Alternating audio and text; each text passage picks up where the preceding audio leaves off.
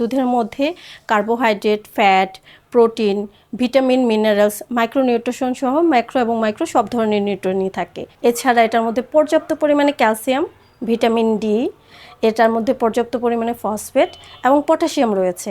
এবং সবচেয়ে ভালো যে দিকটা, এটার মধ্যে ভিটামিন B12 খুবই ভালো পরিমাণে থাকে, যেটা আমাদের শরীরের জন্য খুবই উপকারী। আজ 1 জুন বিশ্ব দুগ্ধ দিবস। এইবার বিশ্ব দুগ্ধ দিবসের প্রতিপাদ্য হলো সেলিব্রেটিং ওমেন্স ফার্মার। অ্যাকচুয়ালি দুধ আমাদের জন্য আদর্শ একটা খাবার, যেটা আমাদের জন্য সবার জন্য জরুরি। শিশু থেকে শুরু করে বয়স্ক পর্যন্ত সবার জন্য দুধ খাওয়াটা অত্যন্ত আবশ্যক। কিন্তু দুধের বেশ কিছু স্তরের পাশাপাশি রোগবালাই সাপেক্ষে দুধের কিছু নিষেধাজ্ঞাও থাকে আমাদের। অনেক পেশেন্টকে আমরা দুধ দিতে পারি না। বাচ্চারা যখন জন্মায় প্রথম 6 মাস অবশ্যই শুধু মায়ের দুধই খাবে। মায়ের দুধ ছাড়া আমরা অন্য কিছু তাকে দেওয়ার জন্য পরামর্শ দিই না। কিন্তু কিছু কিছু পেশেন্ট বা বাচ্চারা আমরা পাই যারা সরাসরি মায়ের দুধটা হয়তো নিতে পারছে না কোনো কারণে, তাদের ক্ষেত্রে কিন্তু আমরা অন্য দুধের পরামর্শ দিই। এখন যদি আমরা বলি যে বয়স্ক বা কিশোর কিশোরীদের জন্য দুধটা কেমন প্রয়োজন, অবশ্যই দুধ যেহেতু আদর্শ খাবার, দুধের মধ্যে carbohydrate, fat, protein, vitamin, minerals, micronutrition সহ ম্যাক্রো এবং মাইক্রো সব ধরনের নিউট্রিয়েন্টই থাকে। এর মধ্যে স্পেশালি প্রোটিনের কথা আমরা বলে থাকি, কারণ দুধের প্রোটিন আমাদের মাসেল গ্রোথে খুবই হেল্পফুল।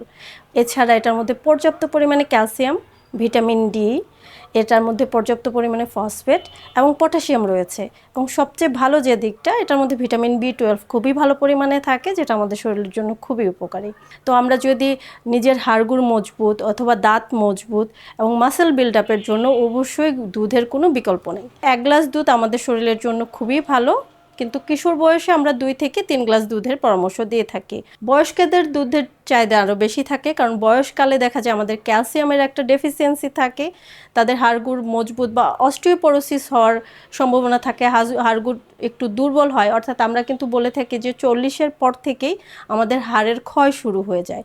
তখন তাদের জন্য কিন্তু 1 গ্লাস দুধ অত্যন্ত জরুরি হয়ে থাকে। তাছাড়াও আমাদের অনেক সমস্যার কারণে কিন্তু সবসময় আমরা দুধ নিতে পারছি না।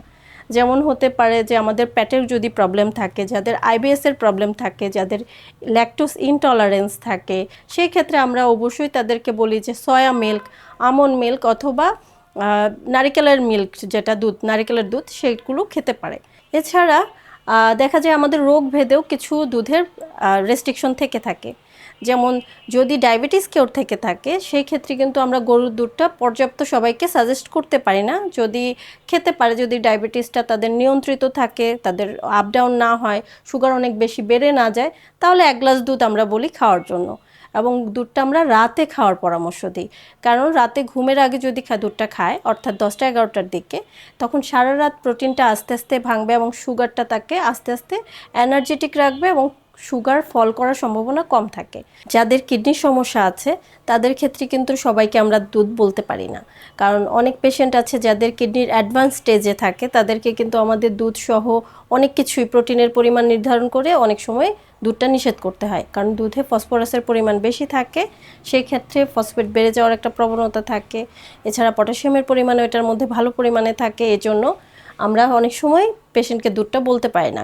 অনেক সময় দেখা যায় যে যাদের লিভার ডিজিজ আছে তাদের ক্ষেত্রেও আমরা দুধটা সবসময় বলতে পারছি না, কারণ বিশেষ করে গরুর দুধটা, ওই সময়ও দুধ খাওয়াটা জরুরি, কারণ প্রোটিন যেহেতু আমাদের জন্য সেই সময় আবশ্যক।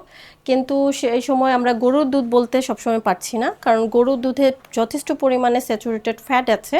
যাদের লিভারের সমস্যা থাকে, যেহেতু ফ্যাটটা অনেক বেশি থাকে বা কার্বোহাইড্রেটটা বেশি থাকে, তাদের ক্ষেত্রে কিন্তু আমরা এটা বলতে পারছি না যে প্রতিদিন 1 গ্লাস করে খাবেন। তাছাড়া যাদের গ্যাস্ট্রিকের প্রবলেম থাকে, বিশেষ করে হয়তো গরুর দুধটা নিতে পারছে না, কারণ গরুর দুধ থেকে তাদের অ্যাসিডিটির পরিমাণটা বেড়ে যাচ্ছে, সেই ক্ষেত্রে আমরা সরাসরি দুধটা না নিয়ে দই বা দুধের কোনো প্রোডাক্টের কথা বলে থাকি।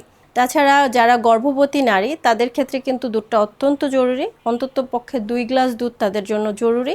হার্ট ডিজিজের ক্ষেত্রেও কিন্তু যেহেতু ফ্যাটটা বেশি থাকে, সেই ক্ষেত্রে সবসময় আমরা পরামর্শ দিতে পারি না, সেই ক্ষেত্রেও বিকল্প মিল্কে চলে যেতে হয়। সো আপনারা চেষ্টা করুন প্রতিদিন দুধ খাওয়ার জন্য। দুধ আমাদের শরীরের জন্য অত্যন্ত উপকারী, পর্যাপ্ত পরিমাণে প্রোটিন, ক্যালসিয়াম, মিনারেলস, ভিটামিনসগুলো যেহেতু এটার মধ্যে আছে, যেটা আমাদের শরীরের জন্য উপকারী। তো প্রতিদিনের মেনুতে 1 গ্লাস করে হলেও দুধ বা দুধের কোনো প্রোডাক্ট রাখার চেষ্টা করবেন। আশা করি আপনারা সুস্থ থাকবেন এবং দুধটাকে এনজয় করবেন।